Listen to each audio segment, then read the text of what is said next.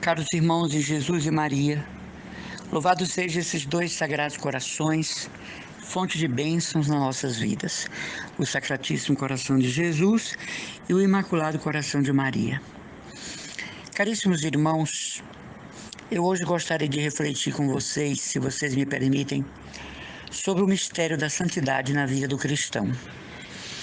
Existe uma incoerência muito grande de pessoas pensarem que a santidade é obra de um relance, que a santidade cai do céu, que a santidade é um pós-retiro, que alguém se torna santo após ler a vida de Frei Pio, de Carlo Acutis, de Santa Teresinha, de Santa Gemma Galgani, que a pessoa se torna santa depois que fez a consagração pelo método de São Luís Maria de Montfort ou que tenha recebido o escapulário do Carmo. Infelizmente, há uma mentalidade errônea pela qual muitas pessoas pensam que a santidade é algo contínuo na pessoa, desconhecendo a nossa condição humana e ainda a nossa condição de pecadores, não é? E isso é muito perigoso porque você entra num ciclo giratório que vai lhe levar depois ao escrúpulo e ao mesmo tempo a um auto-engano. Santidade não é comportamento. Comportamento é maneira que se aprende. Santidade é uma escolha, é uma postura. Mas a minha condição humana sempre estará comigo. Eu tinha um confessor que dizia: 7 horas depois da nossa morte, o nosso eu ainda estará conosco. Claro, era simbolicamente o que ele falava. Então tem pessoas que acham que a santidade está nisso ou naquilo. Objetiva a santidade, ela só é santa na sexualidade, mas nas outras coisas não. Ela só é santa na pobreza, nas outras coisas não. Ela só é santa na obediência, nas outras coisas não. Alguém dirá: mas quem obedece já não é santo em tudo? Não, porque existem obediências forçadas, existe obediência escrupulosas, existe obediência para agradar superiores, não é? Existe obediência para dissimular comportamentos ocultos, existe obediência para obter o que se quer. Então a santidade da obediência é a obediência sem réplica, que nós dizemos a obediência heróica que faz os santos. Tem pessoas que julgam as pessoas porque elas não fazem sexo, então são santas. Então as moças velhas, as viúvas, estão tudo no céu, né? Tem pessoas que dizem que alguém é santo porque vai para a missa todo dia. Meu Deus. Quanta gente vai para a missa todos os dias são os piores da comunidade, os piores da família. Melhor não ir, porque São Paulo diz que come e bebe a sua própria condenação. Tem pessoas que dizem que alguém é santo porque fala baixinho. Isso é um problema nas carótidas, alguma coisa, né? Timidez, infantilismo, né? A santidade, meus irmãos, é algo entre nós e Deus, como diz Madre Teresa de Calcutá. A santidade é uma realidade entre nós e Deus. Santa Teresinha dizia: eu sou o que Deus pensa de mim. Um pecador não está em condição de julgar outro pecador, porque os dois são pecadores. O Evangelho diz, né? Um cego não pode conduzir o outro, porque os dois vão cair no buraco. A santidade é uma atitude que se renova todos os dias. E eu estava refletindo hoje no ofício de leituras, porque nós temos o nosso ofício de leituras feito pela nossa Santa Madre Maravilha de Jesus. E em 1 de João 2,1, faz parte do ofício da leitura, diz isso: filhinhos meus, isto vos escrevo, para que não pequeis. Se, no entanto, alguém pecar, temos um defensor junto do Pai, Jesus Cristo o justo. Ele é a oferenda da expiação por nossos pecados, e não somente pelos nossos, mas também pelos pecados do mundo inteiro. 1 João 2,1. Nós devemos nos acostumar com o ritmo crescente ou decrescente da santidade nossa e dos outros. Nós devemos nos acostumar com as etapas pelas quais uma pessoa é santa. Tem meses que nós estamos mais fervorosos, tem meses que nós estamos menos, tem semana que nós estamos um foguete para o céu, tem semanas que estamos na noite escura, na aridez. Tem dias que nós estamos no alvorecer da graça, tem dias que o dia passa pálido para nós diante de Deus, como se estivesse no deserto com Santo Antão. Eu estou lendo a vida de Santo Antão, estou impressionado. Estou lendo 2 livros, a vida de Santo Antão e da Madre Inês Paulina, irmã de Santa Teresinha. Como sofreu no Carmelo essa irmã, depois que Santa Teresinha morreu, como ela foi humilhada pelas outras. Mas que mulher forte, tanto quanto ou mais que Teresinha. Santo Antão vivia no deserto, morava no sepulcro, né? Vivia no deserto sírio-fenício. Mas a santidade, ela é algo que é graça e dom, para depois ser esforço. A graça supõe a natureza, diz Santo Agostinho. Mas Santo Agostinho também diz, prosando com seus discípulos, ele dizia nem tanto nem tão pouco, porque ele dizia que a santidade e a graça está no equilíbrio. Mesmo que a graça suponha a natureza, ele diz está no equilíbrio, nem tanto nem tão pouco. Eu tenho muito medo de gente muito piedosa, gente que reza muito, que livro de texto na mão, crucifixo na mão, muito recolhido na capela, não pode ouvir falar uma coisa mais forte, tapa os ouvidos. Aí depois de 4, 5 anos encontramos essas pessoas aí nos escorregos da vida, né? Eu tenho muito medo de religiosos muito apegados à santidade. Daqui a 4, 5 anos nós os vemos nas boates mais depravadas de Fortaleza, sabemos da notícia. Vemos não, porque não vamos lá, né? Mas sabemos de quem viu, quem fotografou, quem constatou. O santo religioso que pregava tanta santidade, se escandalizava tão fácil com o pecado alheio, metido numa Babilônia urbana, que é Fortaleza. Não tenha dúvida, Fortaleza é a Babilônia, é Sodoma e Gomorra. A santidade obedece um princípio de um projeto de Deus. Para você começar a ser santo, você precisa saber o que é que Deus quer de você. Qual é, não é, digamos assim, a trajetória divina para você ser um santo. E em que área o Senhor quer que você seja santo.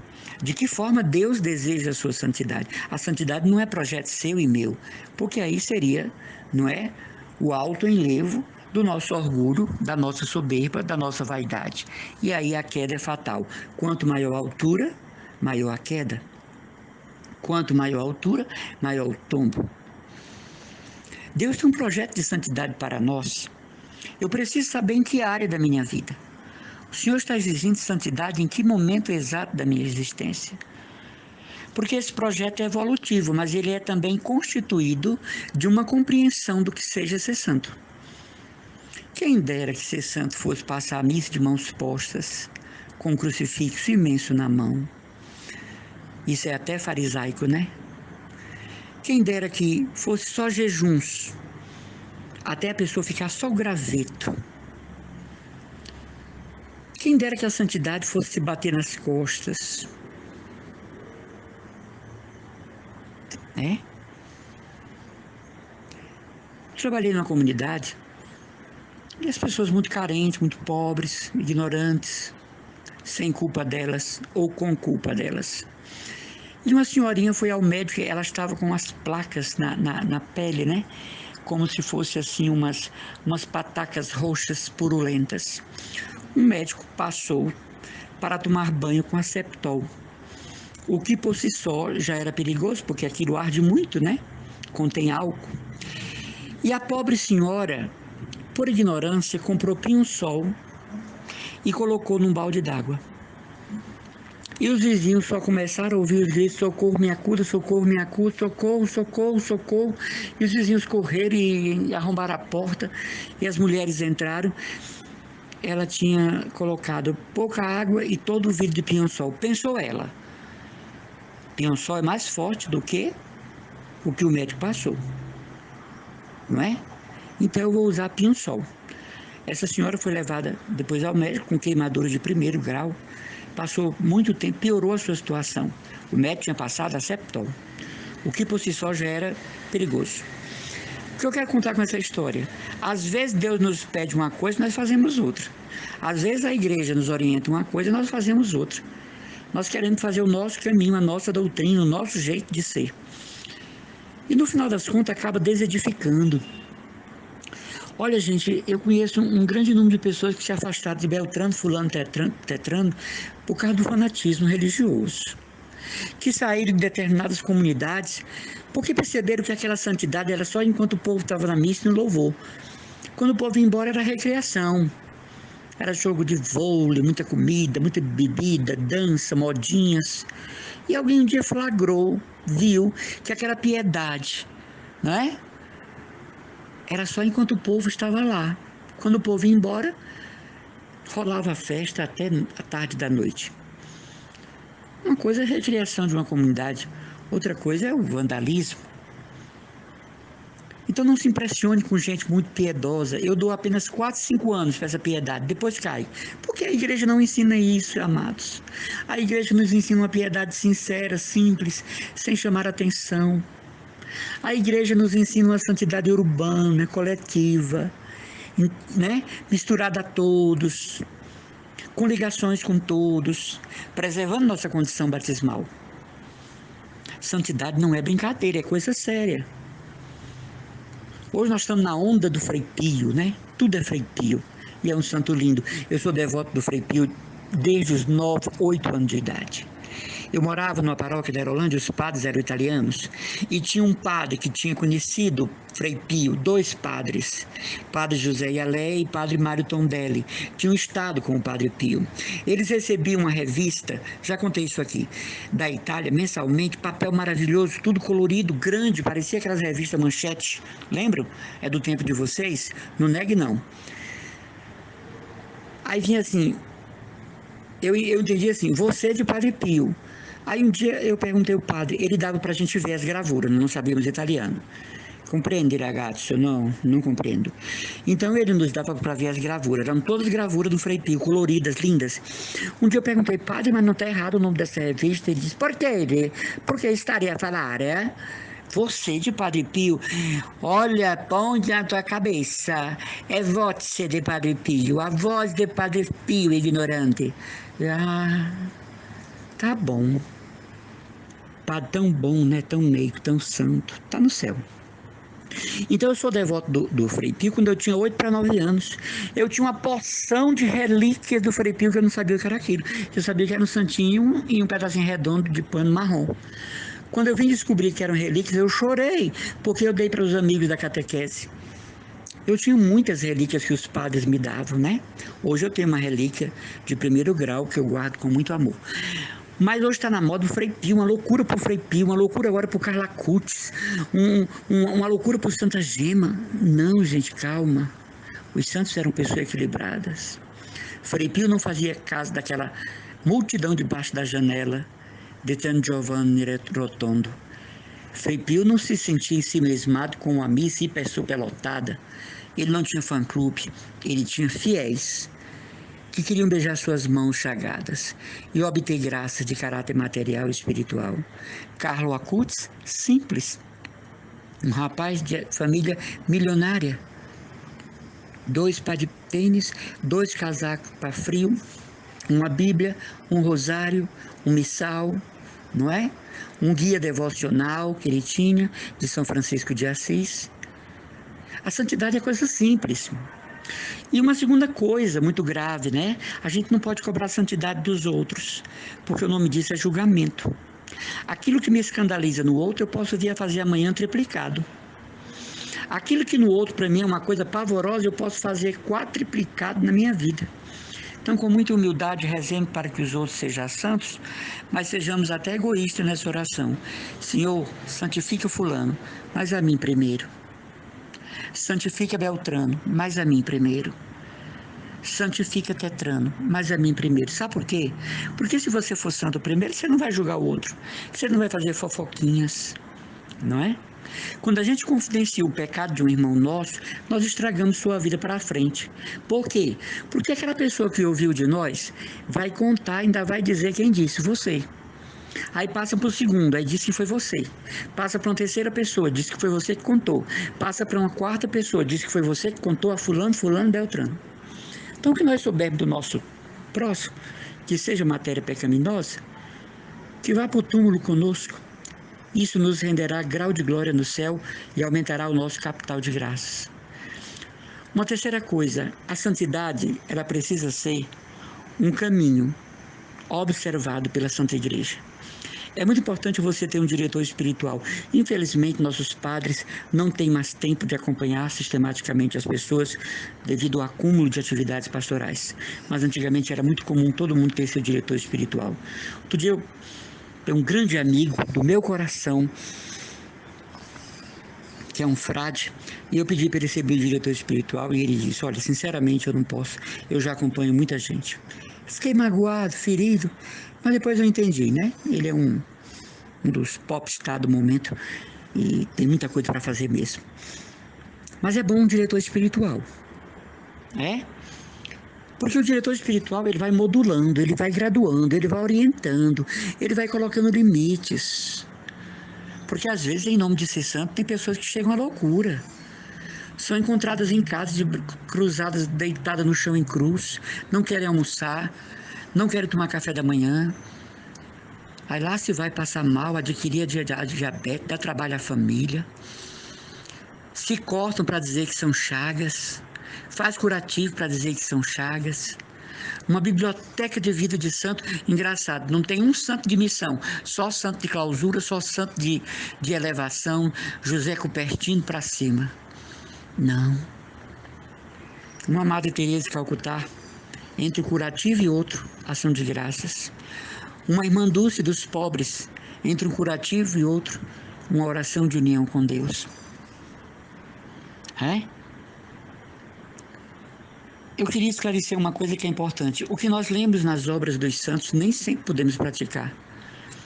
Ou você pensa que você vai passar pelo castelo interior de Santa Teresa, ou você pensa que você vai passar pelas noites passivas e ativas de São João da Cruz. Não. Eles estão explicando o que aconteceu com eles. Serve para nós? Serve, mas modulado, peneirado, orientado pela igreja. Tem gente que chega para mim e diz: irmão, eu estou com 3 meses de noite escura. Eu me digo os sintomas, como é isso? Então nós que já lemos São João da Cruz, né? Como é isso? E na verdade o que a pessoa está passando é uma tremenda angústia, depressão, uma síndrome do pânico, decepção amorosa. Com todo cuidado e jeito, nós vamos dizer que aquilo não é noite escura, porque a noite escura pressupõe um avanço da alma no amor de Deus. Os escritos de Santa Teresa, 80% ela está falando dela. Você lê no livro da vida, ela diz, em Caminho de Perfeição, eu conheço uma pessoa, era ela. A humildade dela não deixava ela dizer que era ela. Eu conheço uma pessoa que fez tal coisa, passou por tal coisa, era ela, tadinha, as coisas que ela tinha passado. Mas eu pensar que eu vou passar pelas moradas, que eu vou receber graça de como é que se diz, transverberação, que eu vou subir. Não, tenha cuidado. As graças concedidas aos santos são graças particulares. Se o senhor quiser lhe dar alguma graça, muito bem, né? Outro dia uma pessoa jurou que quem estava celebrando a missa era eu. Primeiro, eu sou um leigo consagrado. Se eu tivesse celebrando missa, Dom José Antônio já tinha me mandado para o inferno. Era um outro padre com uma voz parecida com a minha. Não é? Eu jamais posso celebrar missa. Eu dou bênçãos porque você pode abençoar. Que bênçãos? Deus te abençoe. Pôr a mão na cabeça de alguém, você é batizado. Ou então seu batismo não vale de nada. Foi com água turva. Não é? Tem gente que não, que se sente muito importante. Foi batizado com água mineral. Mas nós fomos batizados com água. Então nós temos o poder de abençoar os outros. O Papa manda abençoar os outros. Eu não posso dar bênção, batismo, de casamento, celebrar a Eucaristia, mas a pessoa insistia que era eu celebrando a missa, pela voz. E eu expliquei: minha irmã, não posso. Eu sou um leigo consagrado, com muita honra. Não me sinto desmerecido por um sacerdote, por um religioso, por um arcebispo, nem pelo Papa. Por quê? Porque cada um está na sua vocação. As pessoas perguntam, irmão, por que você não se ordenou padre? Porque nunca recebi este santo chamado. Ao contrário, eu fui chamado para rezar pelos sacerdotes, zelar por sua honra. Ninguém fala mal de um sacerdote na minha companhia, não. E fala, até eu perceber a intenção. Às vezes a pessoa começa com uma conversinha besta, o padre da minha paróquia é assim, é assado. Quando chegar no cozido, aí eu já paro. Não, peraí. De jeito nenhum. Ou você vai rezar comigo agora por ele, ou nós vamos parar de conversar. E olha, gente, que eu sou uma pessoa odiada pelos padres da arquidiocese. Eu sou uma pessoa perseguida pelos padres da arquidiocese. Eu sou uma pessoa humilhada pelos padres da arquidiocese. Entendeu? Mas eu os respeito. E eu não deixo. Outro dia eu estava internado e um padre muito querido disse, né, que não podia me visitar porque se Dom José soubesse, ele ia pagar um preço muito alto. Não, padre, pelo amor de Deus, não venha. Pelo amor de Deus, fique na sua casa e obedeça o senhor arcebispo. Não vem me visitar, não. Até porque esse hospital aqui está cheio de coronavírus. Obedeça o arcebispo. Mas eu rezo pelo meu arcebispo. É ele que não gosta de mim, mas eu rezo por ele. Você está entendendo? Eu rezo todas as manhãs a liturgia das horas por Dom José Antônio, porque não é fácil a missão dele. Não é fácil. E eu que rezo sei que não é fácil. Mas a santidade precisa ser orientada pela igreja. A santidade tem que ser acompanhada pela igreja. Não é uma coisa que eu crio. Então hoje eu quis falar para muitas pessoas que estão mortas de escrúpulos se são santas ou não. Primeiro, nós nunca nos sentiremos santos. Quem diz que nós somos santos é a igreja e o povo. Não é? No dia que você chegar para uma pessoa e disser assim, mulher, eu estou tão santa, já caiu por terra tudo. Eu sou muito santo, eu sou muito cheio do Espírito Santo, a armaria transborda. Você está muito longe da santidade, né? A pessoa santa se sente pecadora. Todos os santos se sentiam pecadores. Santa Catarina de Sena se sentia indigna. O povo queria beijar sua mão, beijar seus pés. Ela fugia disso. Santa Rosa de Lima se escondia num quartinho no final da casa. Santa Beatriz da Silva cobriu o rosto com um véu para não ser mais vista por ninguém. Santa Teresinha, até com a família, era muito reservada no locutório e foi tida até como ignorante pelas tias, que eram peças muito boas, não era? Mas não era não, ela não se sentia digna daquele carinho todo no locutório do Carmelo de Lisieux. Ela não se achava merecedora, né? Santo Antônio era muito reservado, era muito procurado porque dizem que era de uma beleza extraordinária e ele era muito reservado, então era tido como um santo ignorante, brusco, tímido. Não, doutor Angélico, né? Mas por conta de quê? Por conta de não se sentir digno daquele afago, daquele afeto. Então, você que está na busca pela santidade, trabalhe por isso, lute por isso, mas saiba, existem etapas, existem momentos, e nunca se engane achando que você está no topo, porque a queda vai ser grande. Nunca se engane achando que você ultrapassou a estratosfera da santidade. A queda vai ser grande, o vexame moral vai ser grande, o escândalo vai ser nacional e internacional. Viva no escondimento. Eu vivo aqui no meu eremitério, não tenho contato com ninguém, não sou visitado por ninguém, não tenho contato com as pessoas, falo com elas pela internet. Eu vivo no meu eremitério urbano. Se vocês escutarem alguns barulhos na hora que eu estou falando, me perdoe. Estou no eremitério, escolhi para viver no centro de uma favela aqui de Fortaleza. Aqui em cima só eu e Deus. Saio para as missões, saio para visitar enfermos, visitar famílias, mas retorno ao meu eremitério, a quem eu dei o nome de Santa Teresa de los Andes. Mas o contato com as criaturas para mim é dentro do campo da missão, fora isso não. Não sou triste, não sou solitária, abafada emocionalmente. Eu escolhi a solidão, então eu tenho que ser coerente com a minha escolha, né? Se eu escolhi ser eremita urbano, eu tenho que ser, né? Então tem eventos da arquidiocese, tem festa do padroeiro, tem isso, eu não vou. Prefiro ficar em casa rezando por todos para que a celebração produza frutos e todos sejam felizes e cresçam na graça e cresçam na fé. Mas eu não acho que o fato de eu viver aqui enclausurado seja santidade. Ao contrário, aqui eu tenho lutas terríveis com o meu eu. O grande inimigo da santidade é o próprio eu. Dizia a bem-aventurada Rosa Gatorno, onde o amor próprio ordena comportamentos, não é possível a santidade. Deus nos quer santo, mas obedece etapas. Tem gente que se sente tão santo que para elas e para eles Nossa Senhora é uma pecadora como Madalena. Se sentem mais santas que Maria, mais santos que Maria. Cuidado, isso é o engano do demônio. Não se esqueça que Satanás caiu, mas conservou a essência angélica. Disse-me um confessor que quando Satanás nos induz ao pecado, na hora que nós o estamos cometendo, ele vira o rosto para não ver. O rosto espiritual, lógico, porque ele conservou a essência angélica. Entende? Satanás induz a impureza, mas ele é casto. Uma castidade que não agrada a Deus, não é? De soberba, de tirania, de fingimento, de hipocrisia, mas ele conservou com os demônios dele a essência angélica. Que Deus nos ajude a ser santos, mas santos graduais, santos normais, e evitemos todo comportamento de uma piedade exagerada, de um marianismo exagerado, de uma vida eucarística exagerada, de um recolhimento que é muito mais egoísmo, né? Tipo aquela plantinha do interior, Malícia, teu pai morreu, você bate, ela fechava. Assim são pessoas muito recolhidas, sabe? Querendo mostrar assim numa missa que só elas sabem o que é que está acontecendo no altar.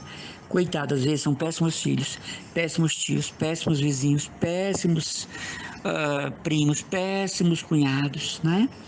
Eu tenho muito medo dessa turma. Estão caindo tudo por terra agora, né? Padre Zezinho fez uma locução perfeita sobre essas comunidades. Basta você procurar. Está lá no YouTube, né? Padre Zezinho e as novas comunidades. Ele alertando para o perigo de uma santidade que ninguém consegue praticar. Não é falando mal, não, que o Padre Zezinho, ele é excelente. Ele fala a verdade. Então tem um texto dele sobre as novas comunidades que estão indo na contramão da igreja, né? Criando a sua igreja católica, a sua liturgia, a sua missa, a sua devoção a Maria, o seu Natal, a sua Páscoa. Não. Orientados pela Santa Igreja e nossos pastores. Como eu acabei de falar, não importa que os nossos pastores não gostem de nós, é o direito deles.